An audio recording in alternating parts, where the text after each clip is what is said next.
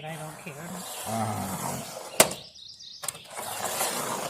When we bought this workshop a few years ago, it wasn't a small purchase for us. Living on a fixed retirement income means every major expense has to earn its place. We didn't see it as just a building. We saw it as an investment in the homestead. If we could build furniture, repair equipment, and make what we needed ourselves, the workshop would eventually pay us back many times over. And honestly, that's exactly what's happened. The workshop has become one of the most useful additions we've ever made to the property. But after a few years of projects, we started noticing something. It wasn't that the workshop was too small or the projects too big. It was that we didn't have enough usable working space. Whenever we tackled larger builds, everything started spilling outside. Long boards, large panels, doors. There just wasn't room to work comfortably inside. Now, 20 years ago, that probably wouldn't have bothered us much. But over time, you start paying attention to the cost of every extra trip. Every lift, every setup, every reset. Before long, you realize you're spending almost as much time preparing to work as you are actually working. And that's when projects stop feeling simple. They start feeling heavier than they should. So we step back and ask a simple question. What do we actually need here? Not a bigger workshop, not another building, just a sheltered, functional space to work, out of the weather and out of the sun. The obvious place was right along the side of the workshop. It already gave us direct access and enough room for a covered workspace.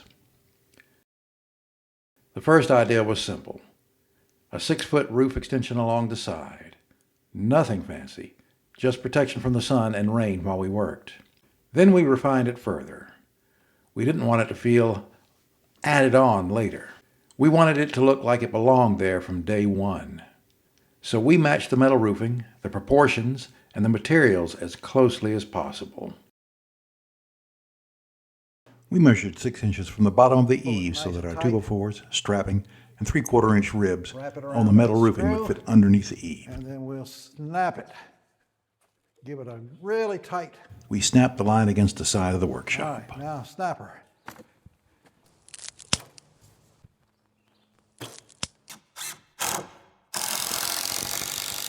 We used 8-inch timber lock screws to secure the ledger board.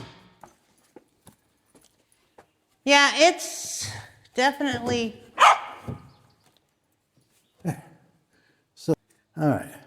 You need me to push on it, or are you good? As you can see, I'm finally using my head for something useful. What do you got? As a human clamp against the eave to force the board down to our chalk line. Drop it. You okay? Mm-hmm.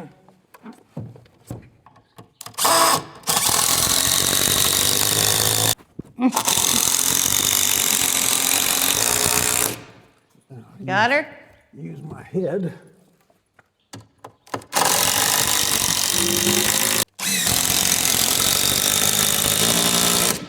All right, that's good. Oh, that's very close. That's close enough. Look at that. Cool beans. All right.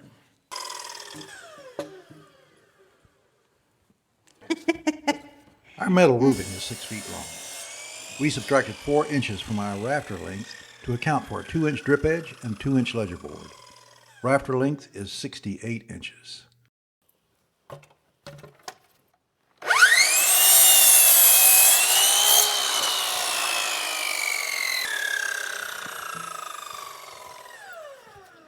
Time to get started putting up some rafters.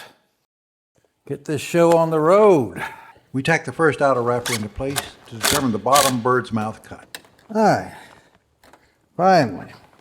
We went with solid 4x4 posts because we wanted this structure to feel permanent, not temporary or lightweight. That is close there. Yeah, that's right on where. All right, we've got our pole up, and it's pretty close to being nice and plumb. There's our. We measured Cut 4 out inches lines. back from the front edge to account for our where our cut. supporting post would sit, leaving room for both our 2-inch overhang and 2x6 fascia boards. I got all that to do. So what we're gonna do first is get me to do all those like that. So we don't empty that dirt, we No. don't need to empty the dirt. Okay. No. That's my OCD thingy. Now, I must take That the rafter down. down so that we've got our template. Get it cut. You stay away. If it falls, it falls. Oh, that ball. I'm so glad you're playing with it, but not right now. Now, finally, going to make some progress. That's thunder. No, no. Where's the phone?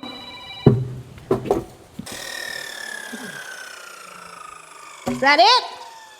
Should be. Okay. So now I have to play with it. Since our brackets were designed for commercial lumber, we had to trim a 1/4 inch slice off each side of the post bottoms. No sawing required. Just a sharp chisel made quick work of it.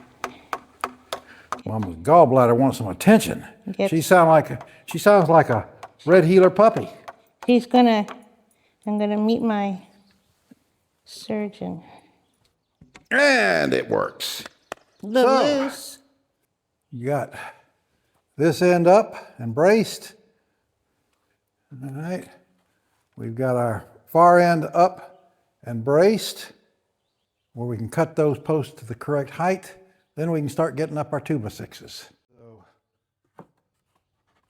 basically just line that up, mark it, and I'll cut it. I'm bringing out the bad boy for this one. I just laid out the pre-cut 6-foot rafters, traced the lines, and gang cut the rest. Once these are ready, we can move on to installing our posts and top plate. Is that pretty or what? Oh, did you see that?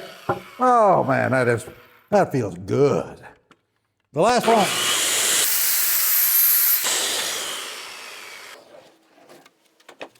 I miscalculated the number of rafters we needed because math, me no good. So we headed to the Amish Sawmill for a few more 2x4s.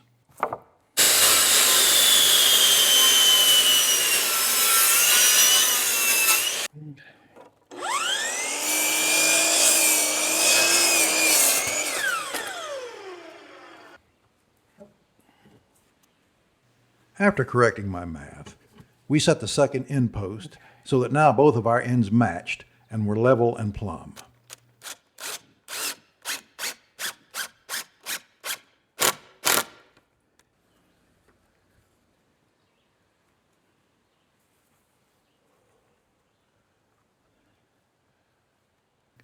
Next, we strung a tight level string between our end posts so that we could align our 2 middle posts for both proper placement and the correct height.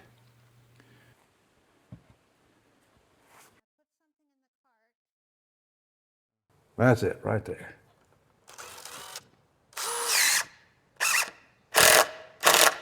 That's good. That's good. Finally, we began installing the fascia boards and getting our top plates secured. So what we'll do here. Okay, do you want me to make sure it's level? All right. Did you need a step ladder? Nope. You got screws? I do. Okay.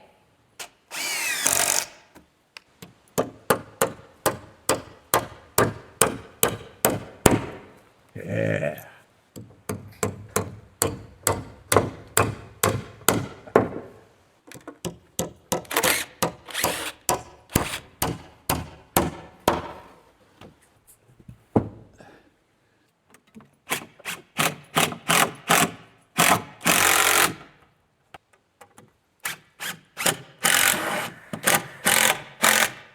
That's it. Angel, hush.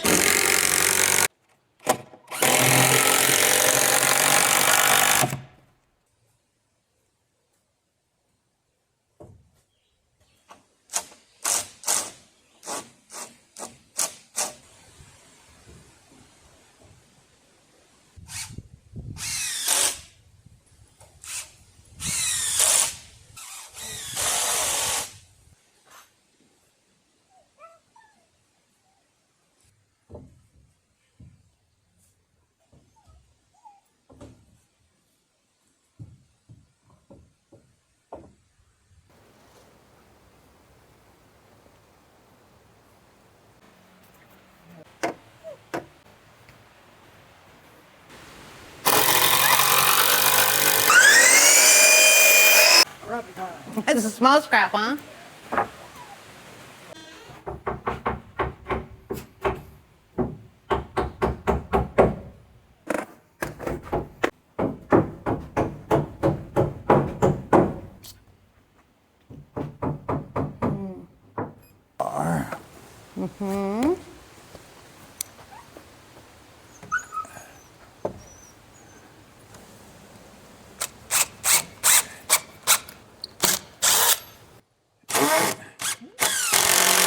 All right.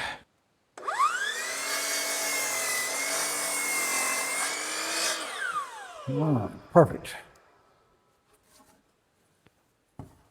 Yep, that'll work.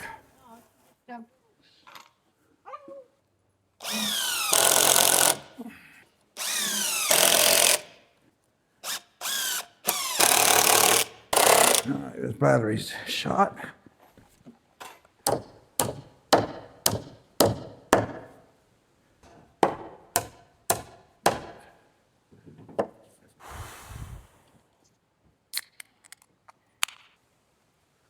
Oh, yeah. We'll give it to Daddy.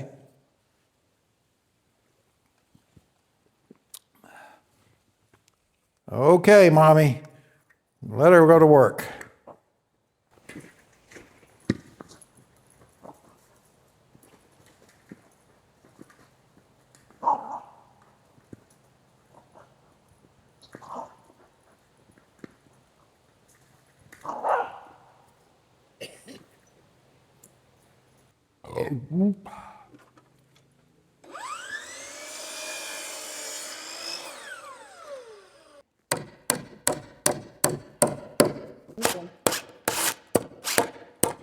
Keep. Okay. Final Rafter.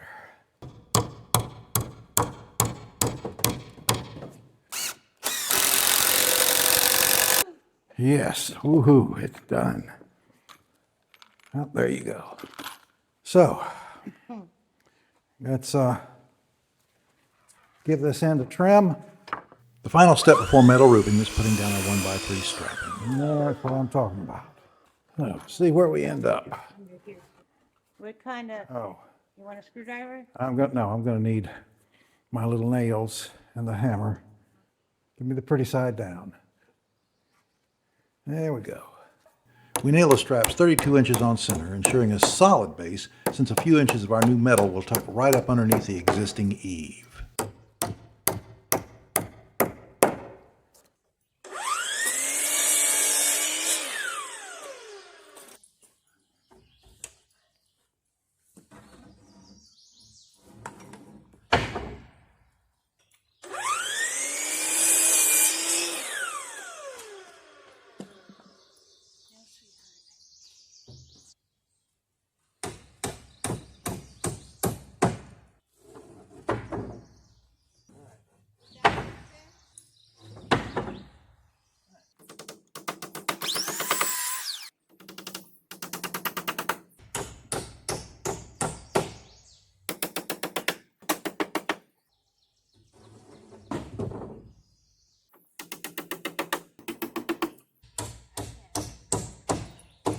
We found that pre-drilling our screw holes on the ground saves us loads of time, avoids lost screws, and guarantees a perfectly straight line on the roof.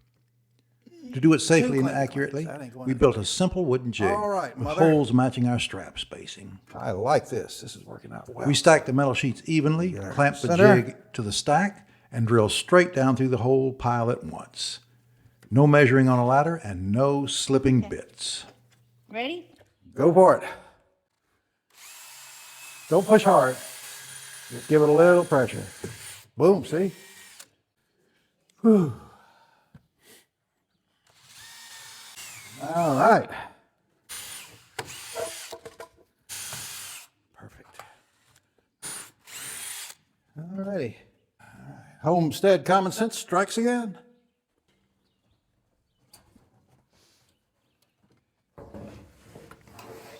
With our panels pre-drilled, the installation felt like it went into hyperdrive. It's just a matter of dry fitting the panels to check our alignment and then dropping in the screw. Goes fairly well. Oh, Remember my problem with math? Well, it came back to bite us once again. I miscalculated my total length of 24 feet and instead ordered enough roofing material for 20 feet. Got to go get 2 more sheets. Yeah, it'd be nice if we had enough.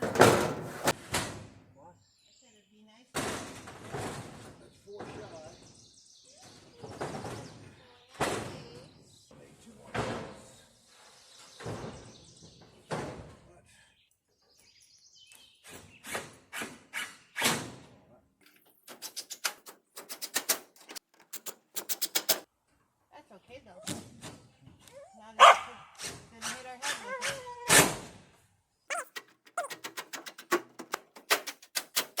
You're going to be okay, baby. Ooh, look at you. Out in the roof.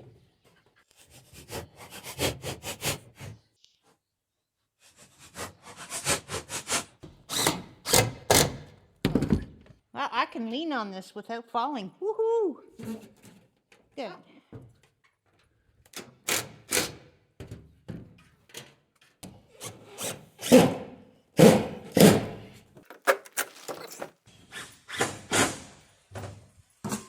All right, thank you. Oh, look, we got some short ones. Perfect. That's it. We are screwed down completely on these, and we got enough left to do our last 2 when we get those here. After taking a well-deserved break, I called our local building supply house. The next morning, we ran out, grabbed the final 2 sheets, and we were back in business. Let's get this wrapped up.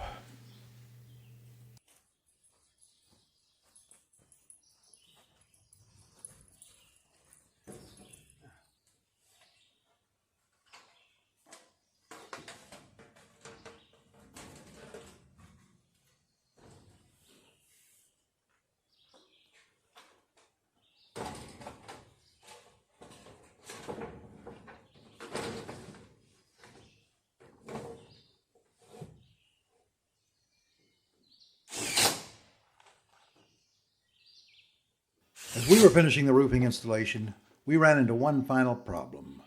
The last panel needed to be trimmed down to fit.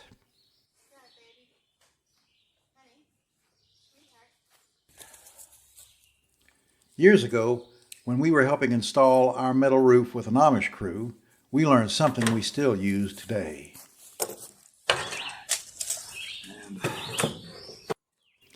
Instead of using power tools, metal shears, or abrasive cutting wheels, they simply used a sharp utility knife. The trick is to score the painted side several times, applying a little more pressure with each pass. You're not trying to cut through the metal, you're simply creating a controlled weak point.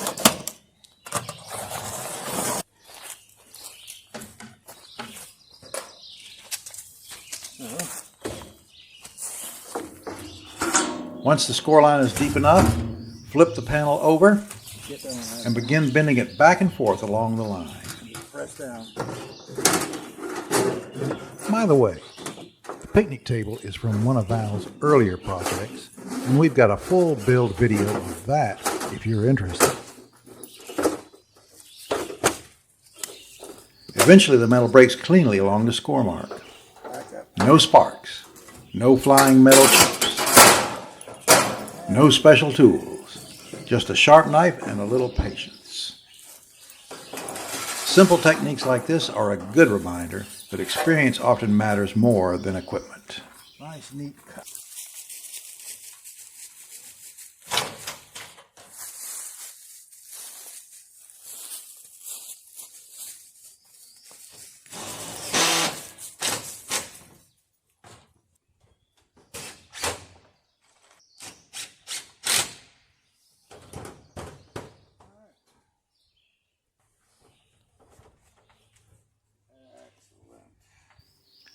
With the roof now complete, we were just a few boards short of finishing the final piece, the fold-down workbench. That gave us the perfect excuse to make a quick trip to the sawmill. I don't see or smell smoke. No, I don't Don't know either. what it is. Have you ever? Aww. Tractor? Yeah. baby tractor, need a baby tractors, U-Hauls and trucks and such. One thing we've always appreciated about living in this area is having access to local craftsmen and family businesses like this. Much of the rough cut lumber we've used around the homestead over the years has come from these local sawmills. All right, and we're here at the local Amish sawmill where we are hoping to get our one-by materials. Oh. No. Is that our buddy? Yeah. When we arrived, the family was busy working on projects of their own. Around here, it isn't unusual to see everyone pitching in and learning useful skills at an early age. Wow. I know. While modern tools certainly make work What is easier, happening? there's something to be said for knowing how to accomplish a task It is. with simple tools and a little experience. This is the local lumber superstore. How about me? I'm going to try to help make some more of this lumber disappear. Not much, but yeah. A few minutes later, Where's your we had the bag? lumber we needed, and we're headed back home to finish our project. Okay. Hard to see. Something back there biting on my back. Yeah, they're all in here. What? Bugs Oh, bugs. biting us. Okay. All right, so we owe him $20 total. Yeah, okay. Figured up our balance. I told him we'd be going by the grocery store in the next few days, I thought. So we'd get 20 extra bucks and drop If it they by. need to come to the grocery store. Yeah. Wow, they're just going through that wood like crazy, aren't they? Yep. Well, I just told him, I said, I've got to keep you with me. So Again, the ground is level.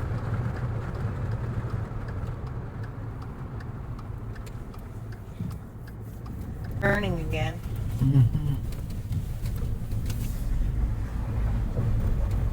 Grass.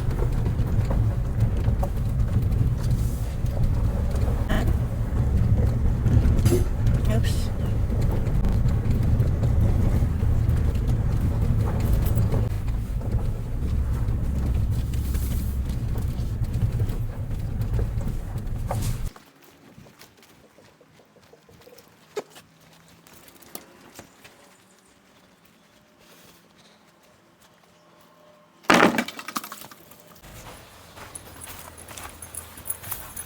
wait. Why did you bonk the stick? Yeah. You want somebody to pick that stick up for you?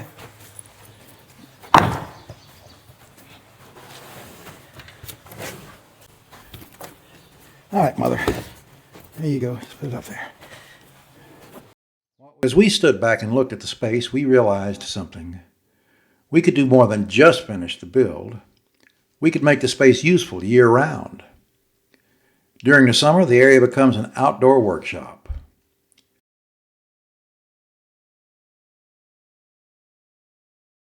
And during the winter, the bench folds up against the wall so the entire area can be used for equipment storage.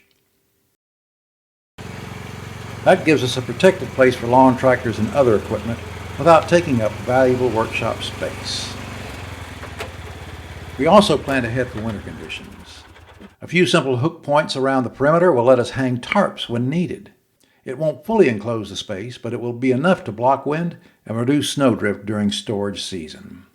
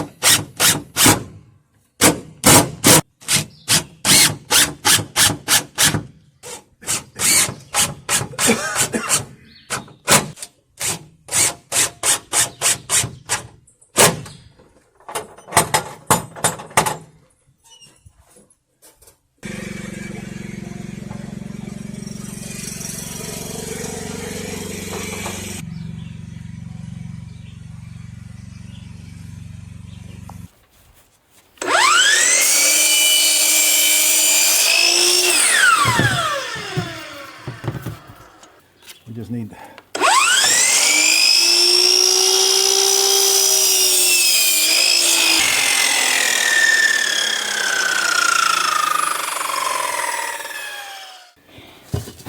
You'll get that built for me, square it up nicely, etc., etc., etc. Okay.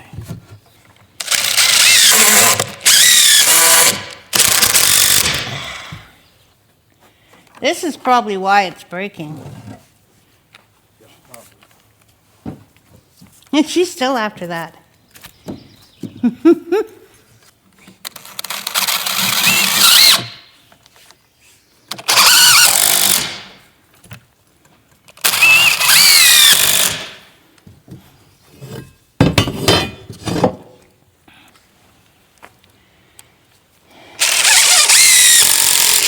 Good enough.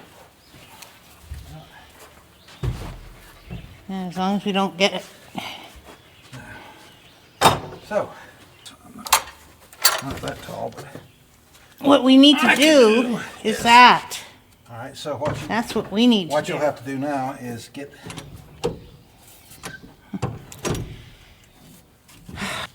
Whatever they're called. There we go. All right. The horses. All right.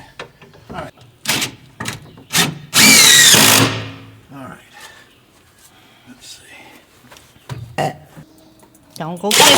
Don't go kissing your daddy.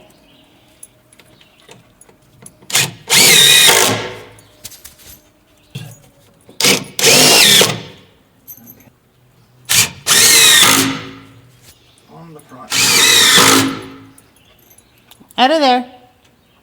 Out of there. Screw gun and some screws. So, get out of the way.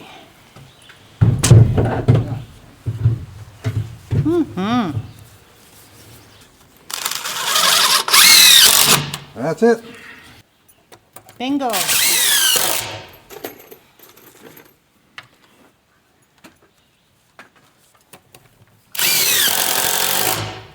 Okay. One side.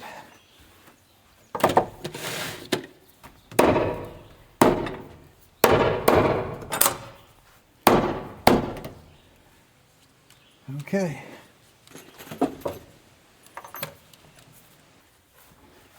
Now we'll leave that until we got all our wood on there. Now, I How guess long? let's get your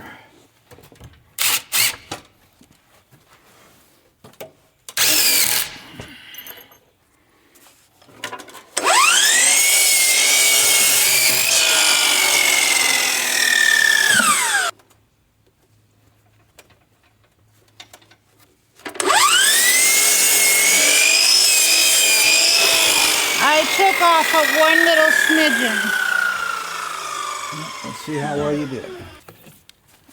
Look at her in the bugs. That's so funny. They like the smell of her butt.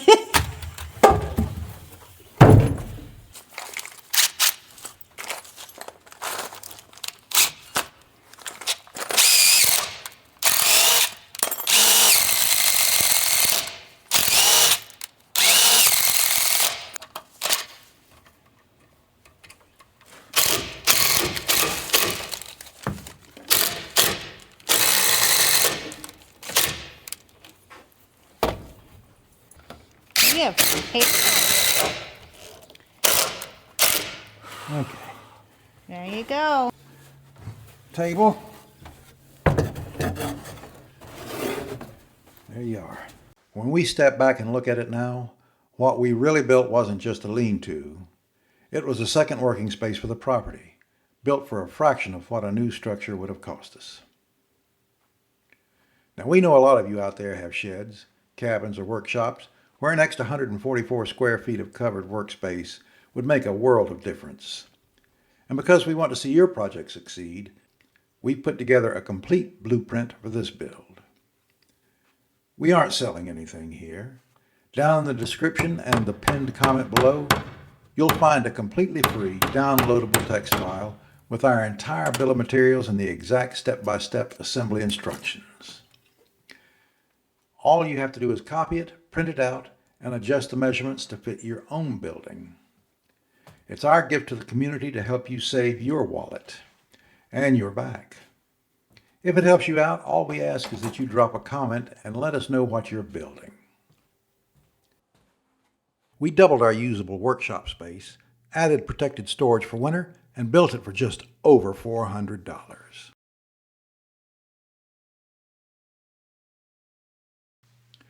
And at this stage of life, that's worth a whole lot more than the lumber.